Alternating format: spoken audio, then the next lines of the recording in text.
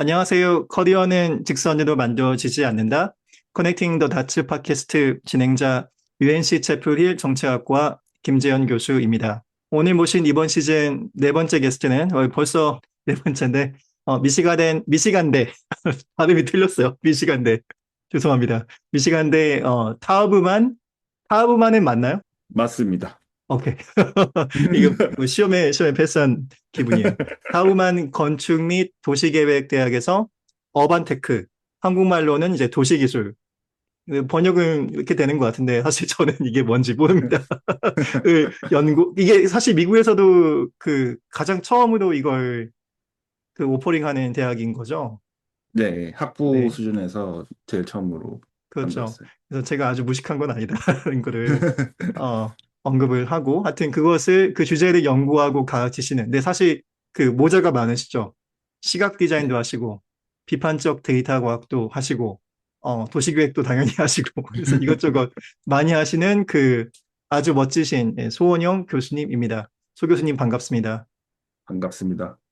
네, 오늘은 제가 말을 적게 하려고 합니다. 왜냐하면 소원영 교수님이 워낙 멋지시기 때문에. 저는 오늘 그냥 사이드킥으로 역할을 하는 것으로. 근데 정말 할 수 있는 얘기는 엄청 많은 것 같아요. 왜냐면 이제 곧 얘기를 하겠지만 소년 교수님은 그 파란만장한 인생을 살았기 때문에 에피소드가 아주 네, 끝이 없이 나올 수 있는. 일단 지금은 그러니까 타우만 건축 및 도시계획 대학 교수이시잖아요. 현재 네, 그 그렇죠. 소속은. 네, 학부 전공은 어떤 걸 하셨죠? 학부를 시각 디자인과를 나왔어요. 그 그래서 둘이 어떻게 그래서 어떻게 지각 디자인에서 건축 및 도시계획까지. 자, 일단 거기부터 얘기를 시작해 보도록 합시다. 정말, 그러니까 지금 와서 생각해 보면은 제 생각에는 이게 말이 된다고 생각을 하는데, 근데 그 당시에, 그러니까 지금 사실 제 아내가 캠퍼스에서, 그러니까 제가 학교를 다닐 때 만난 건 아니지만 그 같은 과거든요. 시각 그래서 디자인. 예, 시각 디자인과 같은 음, 과 출신인데 그런 얘기를 가끔 해요. 그러니까 너는 진짜 특이하다고. 약간 어떻게 이렇게 커리어 체인지를 할 수 음, 있냐라는 얘기를 하는데, 그럼 저는 생각했을 때 사실 도시계획하고 시각 디자인이 그렇게 멀지 않다고 생각을 해왔거든요. 왜냐하면 음, 이제 도시계획 안에서 커뮤니케이션이 엄청 중요하기 때문에 커뮤니케이션에 들어가는 어떤 뭐 지도 만들기나 아니면은 뭐 슬라이드 한 장을 만들어도 이제 플래너는 되게 신경을 많이 써야 되는데, 그래서 이제 도시계획과 안에서 사실 디자인에 관심이 있는 사람들이 실제로 많고, 그래서 저는 말이 된다고 계속 생각하면서 학과를 지원하고 이제 그랬었는데, 실제로 이제 도시계획과를 학부 지원할 때 때도요? 아니요, 아니, 그 나는 학부 때 그랬다고 지금, 그때도 학부 때 플래너들이 지도를 받는다는 예. 생각을 하고. 물론 이제 그 지도 만들기나 이런 것들에는 관심이 있었죠. 그래서 음, 뭐 그런 것들을 곁다리로 하고 뭐 그랬었는데, 학부 이제 때도. 학부 때도 계속 그랬죠. 음. 이제 왜냐하면 이제 어디서부터 얘기를 해야 되나 이게 참. 아니, 그냥 어, 큰 그림만 얘기하시면 돼요. 왜냐면 세부적인 네, 것은 네, 나중에.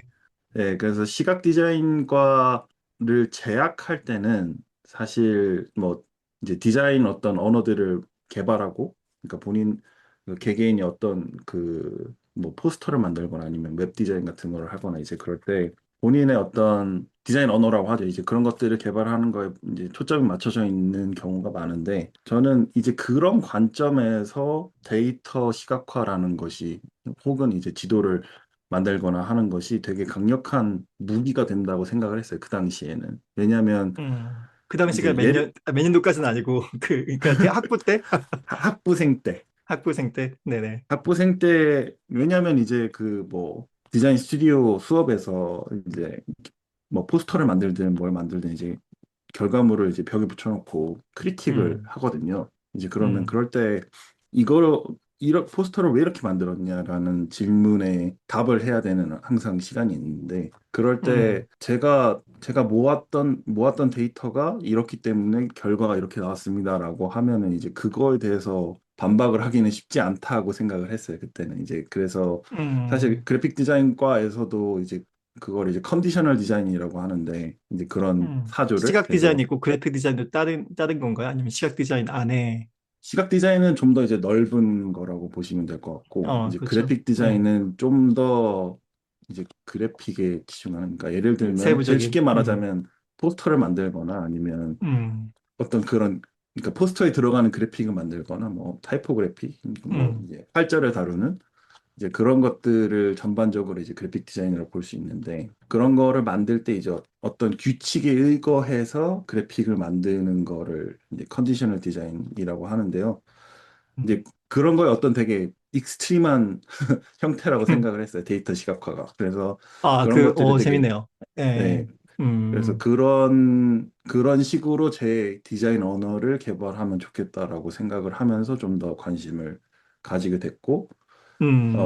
예, 그렇게 해서 이제 연결이 되었던 것 같아요. 데이터 시각화에 근데 그 따르자면. 연결하는 그 과정은 한 10년 넘게 많은 10년 시간. 넘게 걸렸죠. 예, 정말로. 지금 말이 뭐 너무 당연한 것처럼 이렇게 하고 있지만 예, 그 둘의 연결하는 데는 일단 얘기를 좀 돌아가 보면 좋을 것 같아요. 왜냐면은 제가 처음에 말씀드렸던 것처럼 소은영 교수님은 이제 까면 깔수록 더 나오는 양파 같은 분이기 때문에 그냥 하나씩 하나씩 그 짚어보면 좋을 것 같은데 제가 생각하는 제 주변 그 교수들은 다 그냥 공통점이 공부를 잘하는 사람들이에요.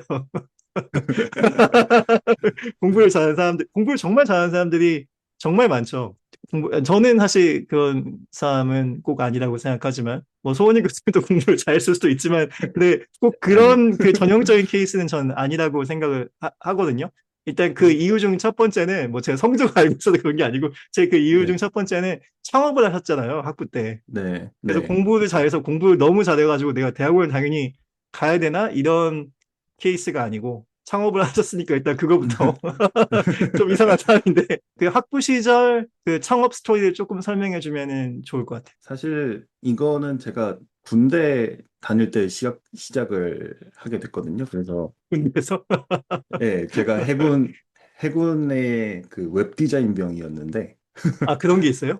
예, 지금도 있을 거예요. 아마 그게 웹 그렇구나. 그러니까 해군 본부에서 나오는 음 디자인을 담당하는 그런 그렇죠. 이제 누군가 병사가 해야 되니까 그것도 있구나. 예, 그런 이제 보직이 네. 있는데 이제 거기에 재능 있는 친구들이 참 많았어요. 그래서 디자인을 하는 음, 친구들도 있었고 그리고 뭐 사진을 찍거나 아니면 뭐 비디오를 만들고 지금은 아마 유튜브 같은 거를 하고 있을 거예요.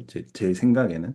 그래서 거기에서 그 영화를 전공하는 친구를 만났는데 군대에서 사실 뭐 얘기할 시간이 그래도 되게 많다 보니까 일과가 끝나면 이제 그런 얘기들을 하다가 크라우드 펀딩이라는 아이디어가 아니, 그 당시에는 이미 킥스타터라는 미국의 이제 크라우드 펀딩 플랫폼이 막 생겨날 무렵이었는데 이제 그런 것들이 우리나라에도 필요하다라는 이야기를 이제 하게 됐어요. 그래서 저는 일단은 뭐 이미 웹 개발 같은 것들도 조금 할 줄 알았고 어떤 그런 웹 서비스가 주는 사회적인 어떤 임팩트라는 것에는 항상 관심이 있었고 이제 그런 것들에 대한 뭐 블로그 포스트나 약간 이런 것도 막 찾아서 읽고 막 이제 그럴 때였는데 이제 그러면은 이런 거를 우리 제대하고 같이 음. 해보자라는 생각을 도원결의를 하고 도원결의 같은 것을 하고 나와서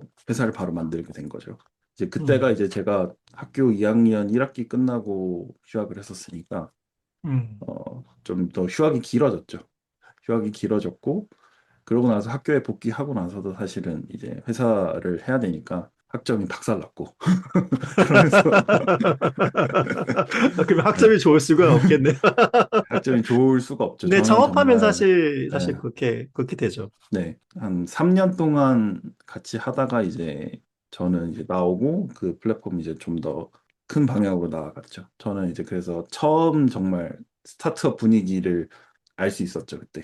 예, 창업하실 때 그러면 개발자 포지션이셨던 거죠? 그죠. 네. 개발자 포지션이었고, 공동 창업자 겸 개발자 포지션이었고, 음, 또 제가 이제 시각 디자인과다 보니까 그러니까 저희의 제가 그 플랫폼을 처음 만들었을 개발부터 때, 디자인까지 다 할 수 있군요, 생각해보니. 예, 좋네요. 그랬죠. 근데 풀스택. 이제 예, 풀스택 개발자였고, 근데 네. 디자인하는 사람은 따로 있었어요. 음, 그렇지만 시각 디자인과다 보니까, 그리고 이제 다른 공동 창업자는 영화과 출신이었고, 음, 그래서 제 친구들이 다 예술을 하는 어떤 그런 사람들이었던 거예요. 그래서 그 약간 사람들을, 에어비앤비랑 비슷한 배경을 가지고 있는. 네, 그쵸. 그러다 네. 보니까 음, 크라우드 펀딩 플랫폼을 만들 때 그 제 친구들이 썼으면 좋겠는 거였던 거였죠. 음, 그래서 자연스럽게 제 친구들이나 아니면은 제가 알고 있는 어떤 예술가들이 썼으면 좋겠다는 생각을 만들었고, 실제로 이제 홍보를 음, 하러 다닐 때에도 그런 네트워크를 통해서 홍보를 많이 했죠. 그래서 제가 생각했을 때 제 역할은 플랫폼을 만드는 일, 그리고 플랫폼을 홍보하는 일, 제 친구들한테 이걸, 음, 이게 진짜 좋으니까 너의 작업을 음. 실현시켜 줄 수 있다. 하는 사무실은 식으로. 어디에 있었나요? 사무실은 홍대에 있는 약간 옥탑방 같은 데였어요. 지금 아, 생각해도. 네. 저도 홍대에서 스타트업에서 일했기 때문에, 네. 네, 네. 그 지금 그, 옛날 사진 찾아보면 거기 무슨 놀이터가 있어요. 거기서 아이스크림 먹는 사진 막 이런 거 남아 있는데. 네. 저는 그 약간 옥탑방에 있는 카페가 있었거든요. 지금 음, 녹색 광선이라는 카페가 있었는데, 그 대충 어딘지 옆에 알 것 있는, 같아요. 네, 거기가 이제 그 뭐라 그러지? 미술 재료 같은 거 파는 큰 음, 가게가 있거든요. 거기 바로 옆이었어요. 네네. 곱창, 곱창 많이 파는 그 골목? 네네. 어딘지 압니다. 거기였는데, 저도 홍대에서 꽤 많은 시간을 보냈기 때문에. 네, 이제 거기에서 있었죠. 음, 대부분의 시간을.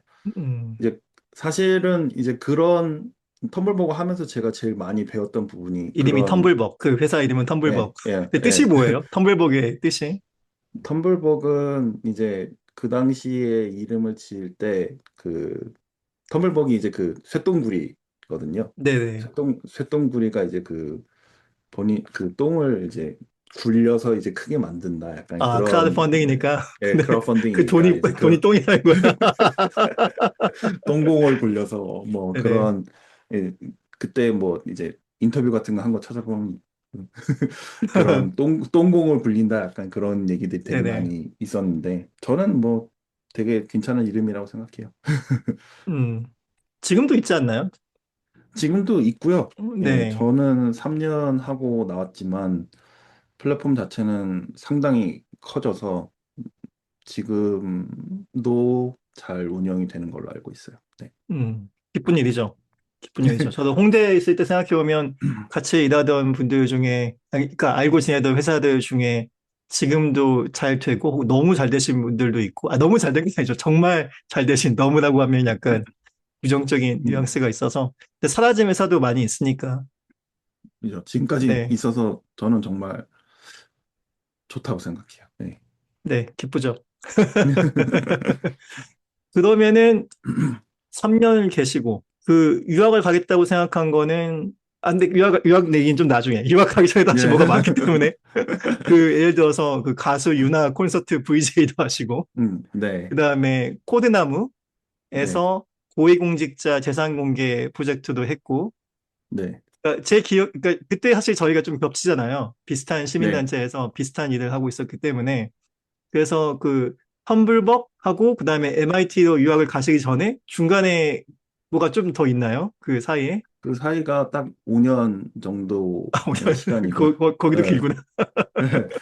그 사이가 5년의 시간인데, 이제, 사실 이제 뭐 크리에이티브 커먼스 얘기를 안 할 수가 없죠. 이제 네, 제가 둘 다 같이 예, 일했던. 저의 공통 분모인. 예, 저는 마음의 고향 같은 곳입니다. 정말 네. 좋은 분들이 많이 계셨고, 이 저도 자리를 정말 빌어서, 매있고, 예, 네. 예, 1호님, 그 윤종수 변호사님은 너무 네. 멋진 분이셨다라는 것을 다시 한번 강조하고, 그다음에 현숙님은 정말 쿨했다. 물론 네. 이거 저희들끼리만 아는 얘기긴 하지만 그런 고마운 사람들이 정말 많았다고 생각해요.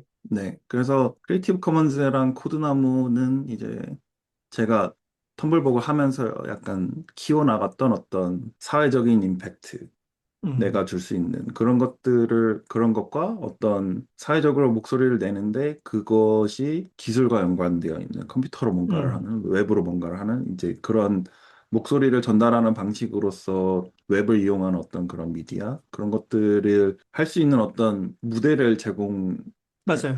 줬던 것 같아요. 네, 그래서 저도 똑같이 생각을 하고 네. 느끼고 있습니다. 네, 그래서 코드나무에서는 그 당시 이제 한국에서 어떤 데이터 저널리즘을 하면 어떤 거를 할 수 있을까 이제 그런 음, 고민들을 많이 했었고 그래서 중앙일보랑 협업 같은 것도 했었고 이제 그래서 뭐 음. 서울 집값 계산기 같은 것도 아, 만들어서 그게 그때 그거였구나. 예, 예, 예, 기억해요. 기억해요. 그런 것도 했었고 음.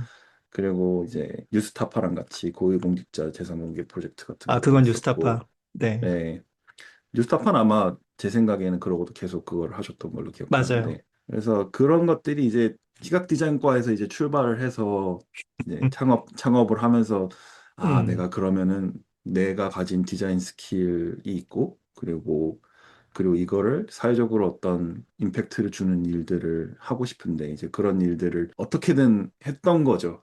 제 나름대로. 네네. 예, 예. 사실 이제 그런 것들을 하면서 그런 거에 어떤 끝에는 도시계획이 있지 않았나 이제 생각을 하는데 계속 키워갔던 거죠. 이제 그런 관심을. 그러니까 네네네. 그게 되게 오래 걸렸던 것 같아요. 뭔지 모르겠고 어떻게 하는지도 모르겠는데 음, 이 관심을 놓고 싶지는 않고 그래서 음. 계속 제가 가진 디자인 스킬은 그래도 쓸 수 있으면서 이제 그게 이제 어떤 교차점이 데이터 시각화였던 거죠. 그렇죠. 아, 그러니까 제, 저는 네. 어떻게 생각하냐면, 아까 앞에서 말씀을 드렸던 것처럼, 소원영 교수님은 너무나 멋진 분이시기 때문에, 오늘은 사이드킬의 역할을 해야 되지만, 그래도 저희가 공통분모가 있으니까 비슷한 고민을 네. 해왔고, 제가 사실 소원영 교수님을 그 학부 때, 20대 때 뵙거나 아니면 같은 공간에 있었고, 네. 그리고 쭉 못 보다가 작년인가? 재작년인가? 그 제가 하버드에 있을 때, 그 네. 크리스탈이라고 또 공통의 친구가 있잖아요. 이제 MIT 네. 박사하고 거기서 MIT에서 교수하는 그 크리스탈을 보러 가는 그 시점에 이제 같이 봤잖아요. 네. 그 점심에 같이 그 캠브리지 MIT 쪽에서 밥을 먹는데 기분이 되게 묘하더라고요. 진짜 그러니까 그랬죠. 네. 그러니까 그 배경에서 거기서 출발해서 저랑 또 같은 공간에, 그러니까 그때 20대 그 공간에 있던 사람들 중에 저랑 미국에서 이 비슷한 공간에 또 있는 사람은 제 주변에는 소 교수님밖에 없는 것 같아요. 뭐 소 아, 교수님 진짜요? 주변에는 또 다른 사람이 많이 있을지 모르겠지만, 하여튼 제 주변에는 그렇게 많지 않습니다. 저도 없어요. 네, 그래서, 왜냐면 다들 공부 잘해서 이렇게 유학을 온 케이스지, 저희처럼 약간 좀 이상한 짓을 학부 때 많이 하다가, 뭐 네. 창업도 하고, 뭐, 그 시민단체랑 뭐, 언론사랑 뭐 하고, 이것도 하고 저것도 하다가 이렇게 시간을 많이 보내고 온 경우는 많지 않아서, 저는 그렇게, 저도 홍대에서 스타트업을 다니고 있다가, 저는 약간 그게 약간 그게 순서가 좀 다르죠? 시민단체를 좀 먼저 하고, 스타트업을 나중에 가서 일을 하다가, 네.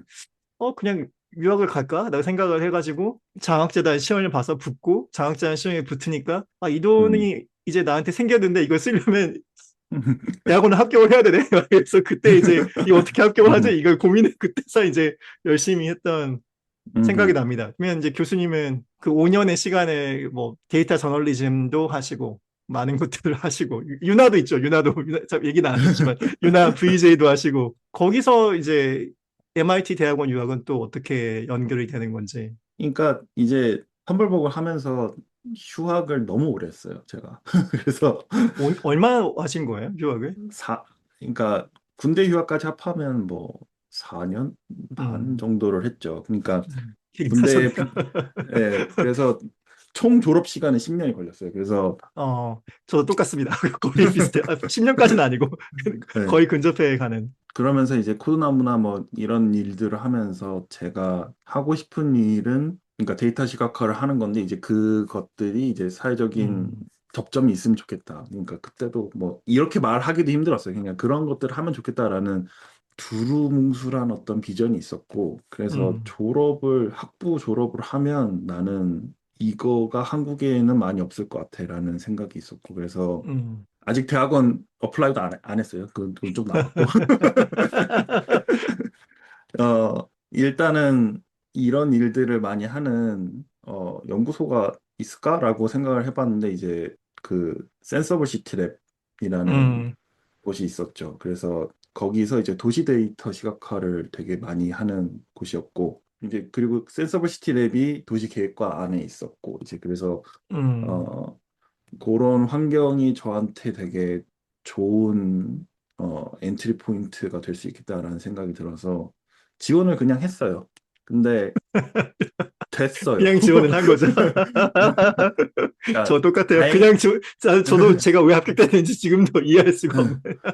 네, 지원을 했고, 그러니까 그건 이제 대학원은 아니고 이제 그 데이터 시각화를 음, 전문으로 하는 어떤 리서치 펠로우 포지션이었는데 음, 거기에 지원을 해서 이제 돼서 그게 이제 1년짜리 비자를 받아서 가는 포지션이었는데 네, 거기서 그래서 이제 그때 갔던 게 2016년이고 그래서 1년을 재밌게 하고 의미 있는 작업들도 많이 하고 이제 그러고 나서 이제 그 비자가 이제 더 있을 수 없으니까 센서블 시티 랩이 싱가포르에서 또 브랜치가 있어서 그래서 음, 싱가포르에 가서 또 1년 반 정도 일을 하다가 이제 그때 대학원 지원을 한 거죠. 싱가포르에 있을 때. 네. 네, 그래서 그때 도시계획과 지원을 했고 그때 합격을 음, 해서 넘어와서 이제 대학원 시작을 한 네, 거고. 그냥 합격하신 게 아니고 MIT Presidential Fellow라고 아주 소수의 합격자들만 부여되는 장학금을 받고 네. 잘 다니셨죠. 부모님은 좋아하셨겠어요. 애가 부모님은 이상한 걸 많이 사실 하더니 갑자기 MIT를 가는.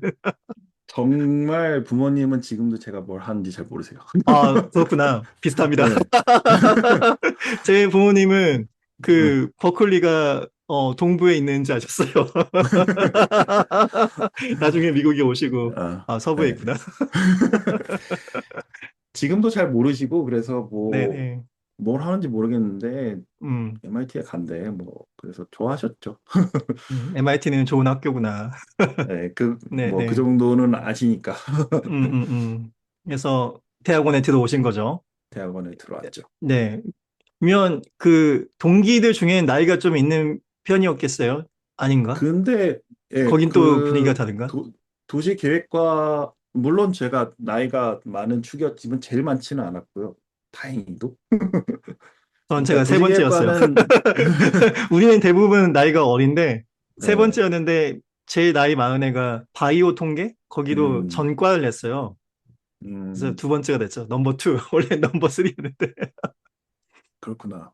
네. 저는 두 번째일 거예요, 아마. 제 코호트 중에, 박사할 때는 제 코호트 중에 두 음, 번째였고, 다행히도 뭐, 나이가 그래도, 특히 이제 도시계획과는 뭐, 그, 프로페셔널 익스피리언스가 없으면 약간 받아주지를 않고, 그래서 음.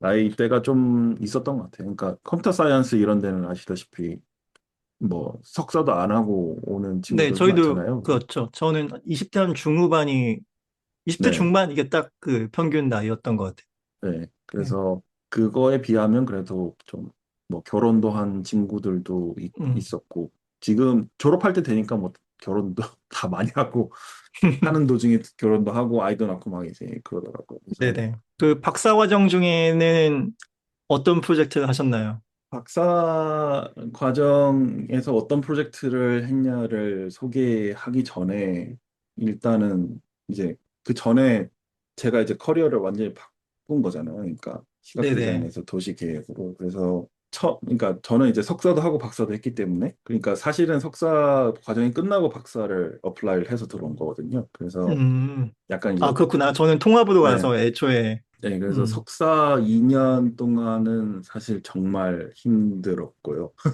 이 모든 음, 것을 새로 배워야 했기 때문에. 아, 분야가 그리고 다르니까. 분야도 다르고, 그러니까 도시계획만 배워도 힘들 텐데, 미국 도시계획이니까, 이제 역사적, 그, 문화적, 뭐 이것저것 새로. 그것을 네. 다 배워야 하니까, 사실 석사 2년 동안은 뭔가를 새로 할 겨를도 없었던 것 같고요. 그래서 음, 그냥 이 모든 걸 배우고, 아, 너무 힘들다. 약간 이것만 느끼다가 졸업을 했고, 박사 와서야 좀 내가 그러니까 사실은 이게 텀블벅 할 때랑 사실은 연결이 되는 건데 그때 사실 그 주거 문제가 굉장히 심각하구나라는 것들을 이제 많이 배웠는데 왜냐하면 이제 그 내수라는 친구들이 사실 되게 힘들잖아요. 이제 근데 사실은 이 사람들이 월세 내는 게 힘들고 약간 이런 것들을 알게 됐던 계기였고 그 당시 이제 홍대 앞 뭐 두리반 강제철거 뭐 이런 문제 그런 네네. 문제들도 있었고 이제 그런 거 관련해서 프로젝트를 하는 친구들도 있었고 이제 그런 것들을 이제 중개하고 이제 이러다 보니까 되게 많이 배우게 됐어요. 그래서 그런 것들이 제 기저에 이렇게 있었고 그래서 박사에 들어왔을 때 이런 불평등한 것들에 대해서 내가 뭔가 계속 얘기를 해야겠다라는 생각으로 박사를 시작하게 되었고요. 이제 그래서 근데 이제 이 모든 것들이 미국에서는 어떻게 벌어지고 있나라는 것들을 배우게 됐던 것 같아요. 저는 이제 그러면서 제가 가지고 있는 어떤 강점들, 그러니까 웹 기술이나 어떤 기술적인 것 측면들에서 제가 좀 더 어떤 자신 있게 말할 수 있는 어떤 그런 입장이라고 생각을 했고 이제 그거를 이렇게 두 개를 잘 엮으면 제가 그래도 제가 하고 싶은 어떤 이야기, 주거에 대한 이야기를 기술적인 관점에서 풀면은 되게 괜찮을 것 같다라는 생각. 디자인 기반, 네, 기술에 대한 강점, 도시계획에 대한 이해, 네, 이거잖아요. 예, 근데 그 하시는 것 중에 보면 이제 중요한 부분이 이제 비판적 데이터 과학, 음, 크리티컬 데이터 네, 사이언스인데, 네. 이제 그 조각은 그것도 박사 과정에서 아니면은 언제쯤 거기에 대해서 좀 더 본격적으로 이제 생각을, 고민을 많이 그게 하게, 딱 박사 초반이었던 것 같아요. 그러니까 음, 박사 1년 차에 제가 2020년에 박사를 시작을 했는데 그때가 이제 딱 코로나 터지고 그러면서 이제 2020년 조지 플로이드 살해 사건이 있었고 그러면서 이제 2020년에 그 레이저 레코닝 그러니까 인종적인 어떤 차별에 대해서 전부 다 새롭게 생각하게 되는 어떤 분위기들이 있었고 이제 그때 제가 박사를 시작을 했었기 때문에 사실 좀 더 크게 영향이 있었던 것 같아요. 그래서 비판적인 부분이 예, 거기서, 주거에 대해서 관심이 있으니까 이거에 대해서 공부를 하는데 사실은 주거 불평등이 미국에서 어떻게 시작을 했냐고 하면은 사실 다 역사적인 부분을 이제 다시 다 봐야 되는 그래서 그 부분들에 대해서 크게 영향이 됐던 것 같아요. 그래서 음, 2020년에 박사를 시작했던 게 사실 딱 큰 영향이 있었다라고 생각을 할 수 있었던 것 같아요. 그래서 음, 그걸 이제 연결을 시키면은 이제 크리티컬 데이터 스터디스에서 사람들이 이야기하는 것들이 사실 되게 클리어하게 연결이 되고 이제 그랬던 거죠. 지도 교수님들도 다 그쪽을 하시는 그죠? 분들도 택하신 건가요? 네, 그래서 제가 박사를 시작할 때 제 박사 교수님이 캐서린 디그나지오라고 데이터 페미니즘이라는 유명한 책을 책이 쓰셨던 있죠. 분, 네, 네. 그분이 이제 도시계획과에서 처음으로 시작을 할 때였어요. 그래서 제가 음. 이분하고 박사를 하면 참 좋겠다라고 생각을 하면서 지원을 했는데 이제 그게 된 음, 거고 이제 그래서 음. 그 두 개를 엮을 수 있는 되게 좋은 환경이었던 거죠. 세라 윌리엄스하고도 접점이 네. 있나요? 아니면은, 세라 윌리엄스 선생님은 제가 석사 2년 차 때 수업을 들었었고요. 그때 제가 되게 열심히 해서 선생님이 되게 좋아하셨죠. 제가 개인적으로 팬입니다. 네. 네. 네. 세라 윌리엄스가 제 어드바이저가 될 뻔했죠, 거의. 예. 그 저도 책 이름이 뭐였죠? 데이터 액션. 데이터 액션. 네. 네. 한국어 번역도 됐어요. 아, 진짜요? 네네, 네. 제가 여러 출판사에, 제가 뭐 영향을 미친 건 아닌 것 같은데, 제가 여러 출판사에 네. 번역을 할 만한 그 가치가 있는 책이다라고 언급을 했고, 제가 그 수해 전에, 몇 년 전에 그 출판했던 그 우리에게는 다른 데이터가 필요하다라는 책에도 언급을 네. 했습니다. 좋아하기 때문에. 아. 그래서 사라 윌리엄스 선생님이 그러고 나서는 이제 어드바이저가 바뀌는 바람에 뭐 프로젝트를 같이 한 건 없는데 항상 그 제가 교수할 때도 레퍼런스 해달라고 하면 다 해주시고 그랬었죠. 음, 그쵸. 되게 음, 그 좋은 카리스마가 네. 있는 분으로 호탕, 기억을, 호탕한 웃음이 매력적인. 맞아요. 그 첫 번째 인터뷰를, 그러니까 이 첫 번째 게스트 하셨던 분이 그 송태수 교수님이라고 버지니아 네, 테크로 가시는, 거기도 네, 도시계획을 하신 분이죠. 역시 비판적 네, 데이터 과학을 하시고, 네, 그 네. 세다 윌리엄스가 버클리에 토크를 하러 왔는데, 저하고 송태수 교수님하고 둘이 앉아가지고 열심히 음, 듣고, 제가 끝나고 세다한테 찾아가가지고 인사드리고 그랬던 기억이 네. 납니다. 네. 사실 제 연구하는 거하고는 별로 관계가 없어요.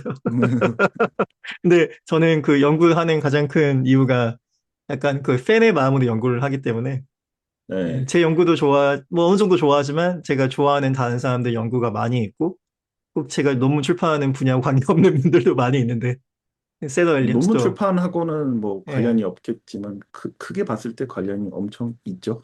아, 사실. 네, 저도 약간 비판적 네. 데이터 과학을 네. 네. 예, 비판적 그리고 실천적 데이터 과학 예, 실제 현장에 좀 적용되는 것에 그 새로운 대안을 만드는 것에 관심이 있죠. 음, 네. 그러면은 지금까지 쭉 이제 이왕 얘기까지 했는데 사실 저는 좀 더 프로젝트에 대한 이야기를 많이 들어보고 싶어요. 왜냐면은 이게 다른 네. 교수들은 대부분 논문만 있기 때문에 실제로 프로젝트도 하시고 뭐 전시도 하시고 이런 걸 많이 하셨으니까 네. 그게 뭐죠? 그 서울 그 건축 관련된 그 큰 전시가 있었는데 그게 뭐였죠? 아, 서울자유지도? 네. 네네네. 그 얘기도 좀 해주실 수 있나요? 그것도 있고 그 청계천도 있고 사실 많잖아요. 한국 관련된 그, 것도. 네. 그쵸. 예. 네. 그 얘기를 하면 좋을 것 같네요. 네네. 사실 근데 그 프로젝트들이 다 청계천 관련은 제가 박사 중에 했었으니까, 그렇긴 한데, 서울자유지도는 이제 사실 대학원 오기 전에 했던 아, 프로젝트거든요. 그러면 그래서. 그거부터 먼저 그 다음에 청계천으로 가면 딱 맞는 것 같아요. 아, 대단하시네요. 그 미국에 대한 그 문맥을 이해하면서 그 와중에 또 한국 관련 프로젝트도 하고, 와, 진짜 그 네. 대단하다. 대단하다, 송 교수님. 감사합니다. 네, 뭔가 남들은 관심이 박사 하나, 너무 많아서 박사 하나 하기는 힘든데. 그 서울자유지도는 서울 도시건축 비엔날레가 처음 이제 만들어졌거든요. 2017년에. 근데 이제 지금도 계속 그때 하죠? 지금도 계속 하고요. 네네. 그때 이제 1회 비엔날레를 할 때 참여 프로그램에 대해서 어떤 강한 니즈가 있었던 걸로 제가 기억하는데 총감독님이 그때 이제 그러면은 어떤 사람들이 이렇게 참여를 해서 그 음, 지도를 만드는 뭐 어떤 그런 것들이 있으면 좋겠다라고 약간 이제 세라 뭐 윌리엄스가 좋아할 것 같은 프로젝트네. 사실 그때 예, 예, 예. 세로윌리엄 선생님이 오셨었어요. 그러고 보니까 그때 어, 와서 뭐 네. 전시장에서 얘기하고 그런 기억이 또 나네요, 갑자기. 근데 네, 네, 어 네. 그분이 좋아할 것 근데 같은 핏이에요. 딱. 예, 네. 근데 이제 그때 저는 이제 오픈스트리트맵이라는 이제 플랫폼, 그러니까 뭐 설명을 드리자면 이제 위키피디아 같은 거의 이제 지도 버전이라고 보시면 될 것 오픈 같은데, 스트리트 맵. 네, 예, 네. 이제 사람들이 직접 참여해서 이제 그 웹 음, 지도를 만드는 하나의 거대한 웹 지도를 만드는 그런 플랫폼인데, 이제 그 당시만 해도 한국에는 그렇게 많이 데이터가 없었어요.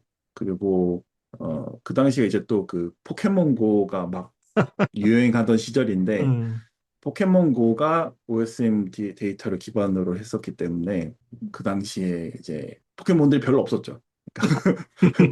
예, 뭐 그런 문제도 있었고 이제 뭐 그런 얘기들이 막 이제 있었던 시점인데, 그러니까 음, 그 그 지도를 그리는 데 있어서 오픈 데이터라는 것이 한국에서 어떤 의미가 있을까? 그리고 음, 이제 그것들을 실험할 수 있는 장이 있을까? 이제 이런 질문들을 하다가 그러면은 오픈 매핑이라는 거를 한국에서 이야기를 할 수 있으면 좋겠다. 얘기를 하고 이제 저는 이제 강일훈 디자이너 제가 굉장히 많은 협업을 했고 지금 이제 카이스트 교수로 영전을 제가 장난으로 영전하셨다라고 이제 얘기를 하는데 미국에 되게 오래 계시다가 이제 한국으로 귀국을 하셨는데 최근에 음, 그 강일훈 디자이너와 함께 그 큐레이션을 한 거죠. 그러니까 작가분들을 좀 초대를 해서 오픈 매핑에 대한 작업을 좀 해달라. 그리고 이제 워크숍 같은 것도 하고 이제 그런 프로그램을 만든 게 이제 만들고 이제 저희는 이제 그거를 서울 자유지도라는 것으로 이제 프레이밍을 해서 그 참여 음. 프로그램을 만들게 된 거죠. 왜 자유예요? 열린 지도일 수도 있는데,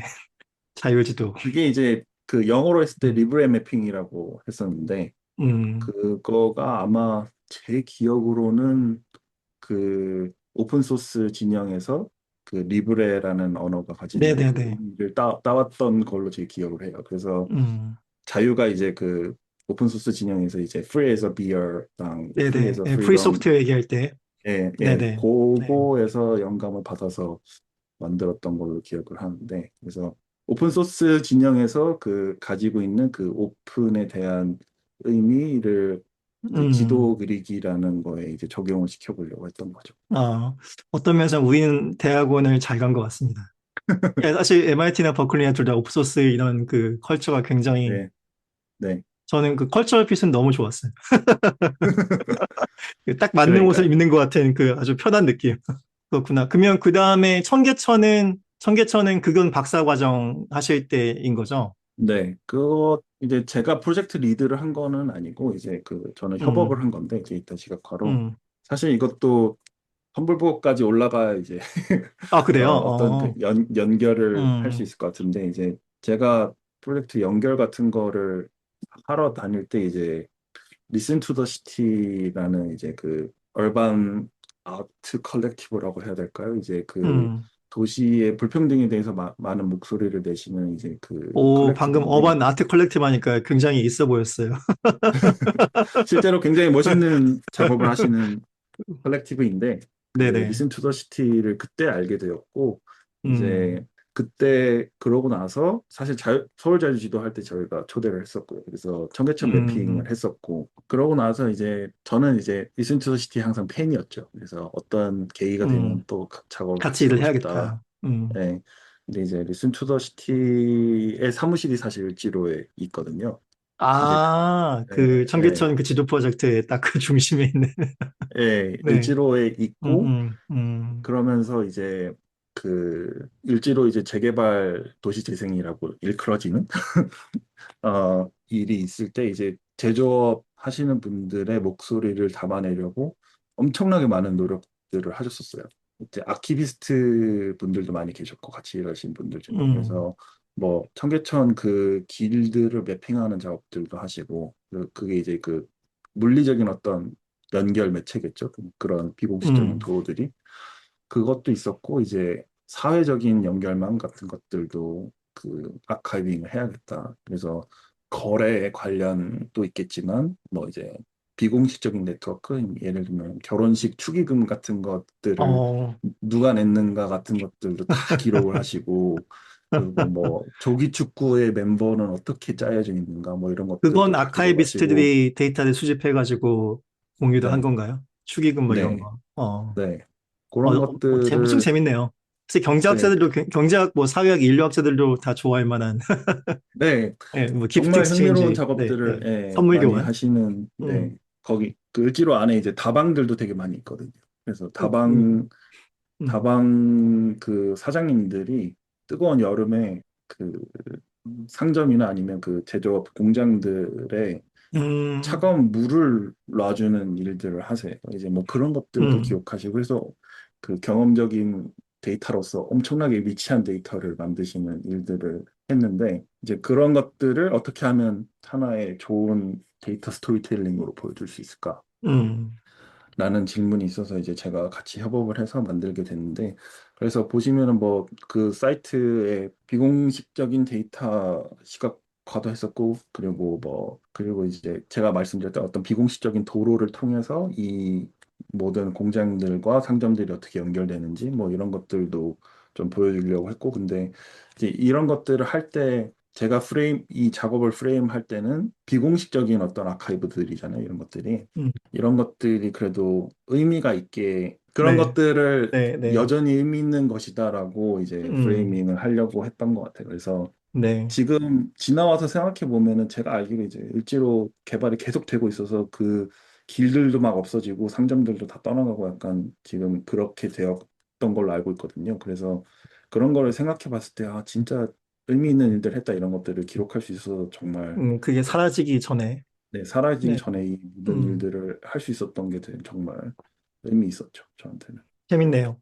사실 제가 책을 쓰고 있는데 이제 비슷한 느낌으로 책을 쓰고 있기 때문에 네, 그런 좀 비공식적인 데이터, 아카이브를 가져와가지고 좀 네, 역사적인 내러티브를 쓰는 거를 열심히 하고 있기 때문에 굉장히 공감이 네, 됩니다. 근데 그 저희가 다시 뭐 다시 또 얘기해서 좀 뭔가 아니, 꼰대는 아니고 나이 같은 느낌이 드는데 우리가 20대에는 그 크리에이티브 커먼즈 코리아나 뭐 비슷한 단체에서 활동할 때에는 그 열림과 닫힘에 대한 생각을 많이 했어요. 이제 그게 주로 그 음, 어떤 그 프레임워크였던 것 같은데, 이제 거기에다가 이제 또 다른 축을, 저도 그렇고, 소 교수님도 그렇고, 많이 생각하고 있는 게 이제 공식과 이제 비공식의 차이잖아요. 네, 그 네, 비판적 데이터 과학을 하시는 분으로서 네. 그런 그 구분, 그의 지점이 왜 중요한지를 어떻게 좀 설명해 주신다면 어떻게 할 수 있는지. 공식적 데이터를 모은 데는 그러니까 어떤 데이터가 존재한다는 거가 굉장히 많은 함의들이 있잖아요. 그러니까 펀딩이 필요하고 어떤 사람들이 컬렉션을 해야 되고 이거를 뭐 밸리데이션 하는 것도 필요하고 그래서 데이터에는 항상 그 비용이 따른다. 그렇기 때문에 오피셜 데이터는 중립적으로 만들어진 것이 아니다라는 이제 이해가 있는 거고 음, 그 그에 반면해서 이제 그런 비공식적인 데이터들은 어쨌든 불완전하잖아요. 그래서 예를 들면 제 아까 말씀드렸던 을지로에서 뭐 축의금이나 뭐 조기 축구의 리스트를 가지고 통계적인 분석 같은 걸 하기는 힘들겠죠. 음, 그러니까 그래서 뭐 어떤 정책적인 목소리를 낼 때나 뭐 그럴 때 이제 통계적인 언어를 사용해야 된다고 하면 이런 데이터들을 사용할 수는 없기 때문에 그렇기 때문에 중요도가 떨어지게 되고 그래서 더 안 모이게 되고 약간 이런 일들이 연쇄적으로 발생하게 되는데 사이클이 생기는.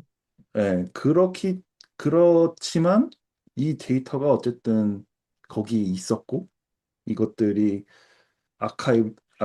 아키비스트들에 의해서 어쨌든 음, 데이터화되고 이런 과정들이 있었다라는 것은 누군가 이 중요함을 음, 알고 있다는 것이죠. 그래서 음, 이거에 대해서 뭐 통계적인 어떤 뭐 시그니피컨스나 뭐 이런 것들이 보장되지는 않는다 하더라도 이거에 대해서 이 데이터가 어떻게든 보여져야 된다라는 어떤 중요성이 사람들 사이에서 있는 것 같아요. 그래서 그거를 보여줄 수 있는 어떤 다양한 방식들에 대해서 좀 더 이야기가 많이 되어야 되지 않나라는 생각이. 그 구술기, 구술 기록 같은 것도 좀 보시나요? 뭐 오랄 히스토리 이런 것도 아니면은 그런 것들도 있었던 것 같아요. 그러니까 음, 지금 그 사이트에 보시면 다방 그 배달에 대해서는 이제 저희가 두 파트로 나눠서 이야기를 했거든요. 그러니까 인터뷰 같은 것들을 하면서 이런 보이지 않는 네트워크가 어떤 식으로 형성되었는지, 다방 사장님들이 왜 사장님들의 그 더위에 대해서 신경을 써야 하는가 이런 것들에 대해서 그 구슬을 통해서 이제 보여주려고 했고 그래서 다양한 방식으로 보여주는 것들에 대해서 고민을 많이 했던 것 같아요. 그러니까 이것들이 뭐 통계적으로 어떤 그 뭐 분포도를 통해서 뭐 보여준다거나 뭐 이런 식으로 보여줄 수는 없겠지만 지도 만들기나 아니면 이런 구슬을 같이 포함시켜서 그 어떤 이야기를 만들어내는 그런 방식을 통해서 좀 더, 좀 다양한 어떤 데이터 내러티브에 대한 실험들을 했던 거죠. 저는 이제 그 지식에 대한 생각도 많이 하는데 통계적 지식이라는 것이 있고, 네, 통계적 지식이 혹은 뭐 통계적 정보, 지식까지는 음, 사실 좀 거창한 것 같고 통계적인 정보가 이제 지식으로서 의미를 가지려면 좀 문맥적인 그 정보와 결합이 됐을 때 뭔가 지식으로서 좀 더 저는 유효하다고 보거든요. 그 여러 가지 이유가 음, 있지만 뭐 통계는 가정이 있기 때문에 그 가정이 참인지 거짓인지를 확인을 하려면 그게 그 가정 자체가 참인지 거짓인지는 사실 수학으로 검증하기는 어려워요. 그래서 실제 데이터가 그죠? 만들어지는 과정이라든지 그런 것을 확인해야 되는 부분도 있고 또 다른 거는 문맥을 이해했을 때만 보이는 것들이 있는 것 같아요. 그래서 이제 최근에 깨달은 것을 음, 잠깐 공유를 하면 제 책을 쓰면서 그 사료들 많이 보고 있는데 제가 보는 사료가 무슨 대통령 기록물 이런 게 아니고 아까 음, 말씀하신 그런 그 비공식적인 사료가 많이 있습니다.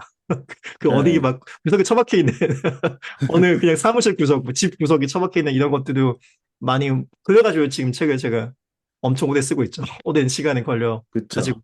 그래서 그 샌프란시스코 차이나타운이 미국에서 가장 오래된 차이나타운이고 근데 그 60년대에 여기서 그 아까 말씀하신 그 도시 재생, 어반 리뉴얼, 혹은 이제 슬럼을 없애는 이제 그 관련된 거기에 저항하는 그 사회 운동이 많이 있었는데 거기에 그 주축에 그 종교 단체가 있어요.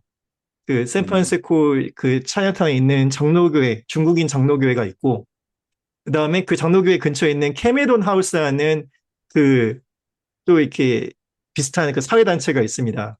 근데 이게 왜 음, 중요한지, 이 사람들이 왜 중요한지 저는, 근데 그런 패턴이 또 다른 데서도 약간 보이거든요. 근데 이게 왜 그런지가 이해가 음, 안 됐는데 그 구슬 그 인터뷰한 거를 보다가 그러니까 오나기 스토리죠. 그걸 보다가 제가 알게 된 거는 그 샌프란시스코 차이나타운이나 뭐 차이나타운 역사적인 차이나타운은 다 이렇게 집이 좁고 다닥다닥 붙어 있잖아요. 그 그죠. 형태가 거기서 100명, 200명이 모일 수 있는 공간은 교회밖에 없는 거예요.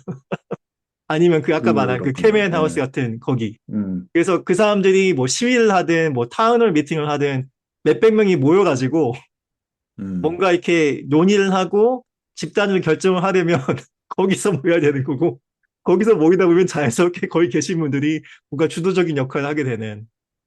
그렇구나. 예. 네네. 뭐 한국도 보면 뭐 명동성당이 중요한 이유는 시위를 하다가 뭐 피하고 도망가고 그런 맥락이 있잖아요.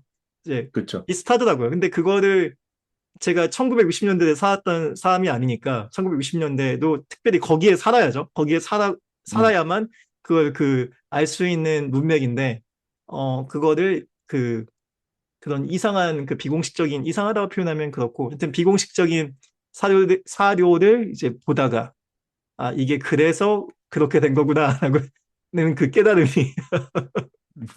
어제 책을 쓰다가 와가지고 아주 기뻤던 기억이 납니다. 그런 것 같아요. 저도, 그러니까, 아까 얘기할 때도 이제 통계적인 거를 왜 얘기를 계속 하게 됐냐면, 그러니까 데이터를 직접 모으는 것에 대한 생각도 많이 하거든요, 요새는. 근데, 그러니까 제가 되게 좋아하는 어떤 데이터 만들기 방식이기도 하고, 직접 나가서 뭔가 데이터 수집을 하는? 그렇게 했을 때 보이는 것들이 있으니까. 근데 결국 보면은, 이제 그런 것들 제가 수업에서 많이 하기도 했고, 저번 학기에. 그렇게 했을 때, 사실, 통계적으로 뭔가를 보여줄 수 있는 거는 진짜 별로 없는 것 같아요. 그러니까 예를 들면 샘플 사이즈가 없으니까 뭐 시그니피컨스가 있겠어요? 없지. 그 근데 그렇죠. 그럴 때마다 제가 학생들한테 얘기하거나 아니면은 이런 것에 대해서 중요성을 얘기할 때는 항상 그러니까 통계적인 방식은 항상 한 한 가지의 방식일 뿐이다. 어떤 데이터를 보여주는 되게 다양한 다른 방식이 있으니까 그런 거에 대해서 이제 생각을 많이 할 필요가 있다. 라는 얘기를 많이 했죠. 네, 뭐, 저는 통계에 반대하진 않습니다. 근데 저도 반대하진 않아요. 근데 좋은 도구라고 생각해요. 네, 좋은 도구죠. 근데 그 데이터가 만들어지는 과정, 거기에 비용이 들고, 그런 제도적인, 구조적인 조건들이 있으니까, 이제 거기에 대해 비판적으로 그 가정들을 비판적으로 생각해보고, 확인하고, 검증하는 것은 중요하다. 그리고 통계학자들도 여기에 대해서 저희가 생각할 때는 반대하지 않을 거예요. 그렇죠. 통계학자들도 반대하지 않을 거예요. 통계를 맹신하는 분들에게만 문제가 되는 거지. 예. 통계학자들도 아니, 사실 이야기를 해보면 굉장히 비판적입니다. 통계를 잘 못 쓰는 것에 대해서 아마 다른 그 누구보다 비판적일 것 같아요. 통계의 그 그죠. 오남용에 대한, 그죠. 예. 통계를 사랑하시는 분들이기 때문에 시간 관계상 이제 보스턴에 오래 계시다가 이제는 그 중서부의 애나보로 옮기셨잖아요. 이제 네. 미시간대에 계시는데 그 타우만 스쿨에 대한 설명, 예를 들어서 뭐 이 학교는 어떤 강점이 있다. 그 다음에 이제 하고 계시는 게 어반테크가 좀 많이 담당하시는 분야이신 거죠. 그래서 거기에 대한 설명도 약간 덧붙여 주시면은 좋을 것 같습니다. 네. 저도 사실 딱 1년 돼서 배우고 있는데, 이 학교가 어떤 학교인가에 대해서. 근데 제가 생각했을 때, 예를 들면 제 모교 MIT와 다른 점은 좀 더 건축과 이렇게, 그러니까 건축 도시 계획 컬리지거든요. 근데 그래서 좀 더 건축가와 소통이 더 많은 것 같아요. 그러니까 MIT는 그런 게 전혀 없었거든요. 그러니까 얼반 플래닝은 얼반 플래닝 따로, 건축가는 건축가 따로 이렇게 가는 분위기가 더 강하고, 그리고 헤드한테 좀 더 많은 권한이 있다고 생각을 했는데, 여기는 채호한테 그렇게 큰 권한이 없는 것 같은. 그렇군요. 이런 얘기를 해도 되나? 어쨌든 어, 뭐 그렇습니다. 네. 네, 그러니까 건축가와 좀 더 긴밀하게 이렇게 가는 것 같아요. 그러니까 컬리지가 하나로서. 그래서 좋은 점이 있죠. 예를 들면 디자인에 좀 더 포커스 한다는 큰 음, 장점이 있을 것이고, 그리고 그 얼반 테크놀로지 프로그램, 제가 있는 얼반 테크놀로지 프로그램도 그런 영향을 좀 많이 받은 것 같아요. 그래서 디렉터인 브라이언 보여 선생님도 사실은 건축과, 그러니까 테크니컬리 건축과 음, 교수님이시고, 그리고 건축 전공을 하셨어요. 그래서 어떤 디자인이 가져다 줄 수 있는 그런 임팩트에 되게 많은 관심을 가지시고, 그래서 사실 저도 그런 관점에서 채용이 된 것이 아닌가라는 생각이 있고, 왜냐하면 이제 디자인이 강조가 되니까, 그리고 제가 음, 그런 언어들에 대해서 불편해하지 않기 때문에. 그렇군요. 그래서 이제 음, 커리큘럼 상으로 보면은 디자인이 되게 강조가 돼요. 그래서 음, 2학년부터 4학년 1학기까지 네 번의 디자인 스튜디오를 해야 음, 되고, 와, 많다. 네. 그리고 이제 그것들이 음, 좀 촘촘하게 어떤 도시라는 토픽과 디자인이라는 토픽, 그런 거를 좀 연결하려고 하는 것 같아요. 물론 이제 얼반 테크놀로지 프로그램 때문에 어떤 하나의 그 세 개 축이 있는데, 시티, 그러니까 얼반이라는 거가 있고, 디자인이라는 것이 있고, 그리고 이제 테크놀로지, 애널리틱스, 약간 이쪽에 좀 더 그 세 개가 이제 음, 맞춰 돌아간다고 하는데, 제 생각에는 디자인이 굉장히 강점을, 그러니까 그 강조를 하고 있다. 그럼 이렇게 음. 말씀드리면 좋을 것 같아요. 그래서 과목은 뭐가 치세요? 저는 사실 이제 채용이 됐을 때 그 얼반 테크라는 프로그램과 지금 그 석사에서는 또 얼반 플래닝 프로그램이 있거든요. 그래서 이 두 개를 어떤 가교 역할을 했으면 좋겠다라는 느낌으로 한 것 같은데, 그래서 이제 그 대학원도 가르치고요. 그래서 음, 대학원에서는 GIS를 가르치고 음, 있고, Geographic Information System을 가르치고 있었고, 그리고 학부에서는 이제 디자인 스튜디오, 그 첫 번째 디자인 음, 스튜디오인 도시 데이터 시각화 스튜디오랑 이제 마지막 디자인 스튜디오인 스트래티직 디자인, 그러니까 그 전략적 디자인 스튜디오라고, 그러니까 음. 제 생각에 그 프로젝트 제목이 그 재밌네요. 수업. 굉장히 흥미가 갑니다. 네, 저도 한번 들어보고 네. 싶어요. 그러니까 단순하게 음, 이야기하자면 약간 캡스톤 프로젝트 같은 거예요. 음, 캡스톤 프로젝트인데 파이널 아웃컴이 약간 그 테크놀로지 프로토타이핑, 그러니까 프로토타이핑 같은 음, 것들을 제시를 해야 되고, 이제 저번 학기에는 디트로이트에 있는 이제 이스턴 마켓이라는 굉장히 큰 파머스 마켓이라고 하기엔 너무 커서 약간 그렇게 얘기하고 싶지는 않은데, 음, 하여튼 엄청나게 큰 마켓이 있는데, 여기를 클라이언트로 해서 그 학생들이 디자인 그 사이트를 학습을 하고, 그 다음에 이제 디자인 솔루션을 제공하는 약간 그런 캡스톤 프로젝트 같은 것들을 음. 진행을 했어요. 좋네요. 아, 저도 듣고 싶어요. 저도 듣고 싶어요. 아, 이게, 아니, 뭐, 논문도 쓰고, 책도 쓰고, 뭐, 이것저것 프로젝트 하다 보면 시간이 없어가지고 공부하고 싶은 게 너무 네. 많은데, 못해서 좀 가끔 아쉽다는 생각이 많이 사실 들어요. 저도 수업을 많이 듣고 싶은데 여기 와서도 네. 수업을 들을 시간은 참 없네요. 아, 예, 그쵸. 너무 없죠. 네. 그냥 아쉬움이 많이 있습니다. 그래서 저는 네, 그나마 책이라도 좀 열심히 읽고 있는 것 같아요. 시간이 될 때마다 책과 논문도 좀 네, 읽고, 세미나도 좀 되는 대로 좀 가보려고 하고, 참 그죠. 배우고 싶은 게 너무 많아요.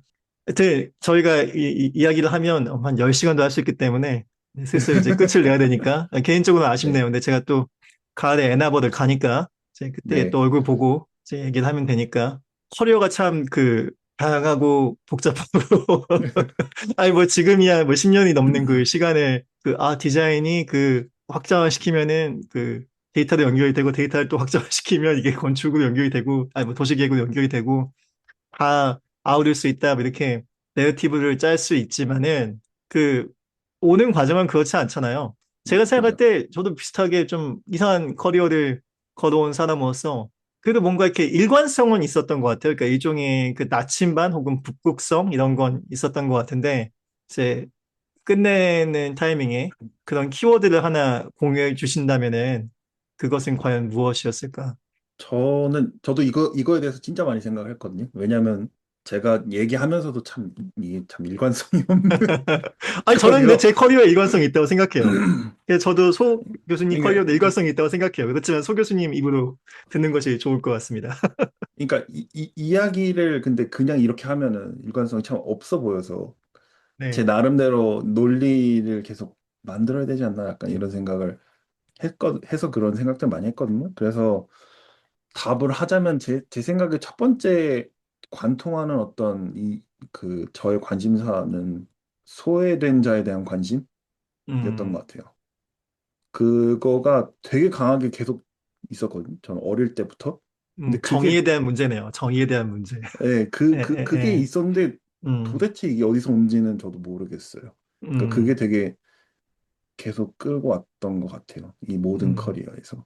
음, 네. 그래서 그거가 있었기에 저는 이 모든 일들을 할 수 있었던 것 같아요. 볼봄을 위한 네, 예, 디자인, 데이터 과학, 그리고 도시계획. 네. 그리고, 저는 어떤 이렇게 말을 잘하는 사람이 아니었고, 음, 그래서 내 나름대로 목소리를 내자, 이거에 대해서. 음, 그게 두 번째였던 것 같고요. 그래서 아, 그게 연구가 됐건, 뭐, 이론을 만드는 게 됐건, 뭐, 지금 와서는 저는 뭐, 그런 것도 나의 강점이 될 수 있겠다, 약간 이렇게 생각하고 있었는데, 아니면은 뭐, 데이터 시각화건, 뭐, 내 나름대로 목소리를 내서 영향을 주자. 그게 두 번째인 것 같아요. 또 있나요? 그거 두 개 말고는 사실 잘 모르겠어요. 그러니까, 음, 사실 그리고 둘 중에 뭐가 더 중요하냐고 하면 저는 소외된 자에 대한 관심이 될 수 있겠네요. 진정성으로 사회적 임팩트를 만들어내는 소원영 교수님. 저는 근데 맞다고 생각해요. 왜냐면은 20대부터 네. 쭉 제가 보아왔기 때문에 어떤 사람인지를 기억하고 있고, 어떤 면에서는 바뀌신 게 없어요. 똑같다고 생각해요. 다행입니다. 네. 아무튼 오늘 좋은 그 인터뷰 해주셔서 다시 한번 감사드리고 이것으로 인터뷰를 끝내도록 하겠습니다. 감사합니다. 감사합니다.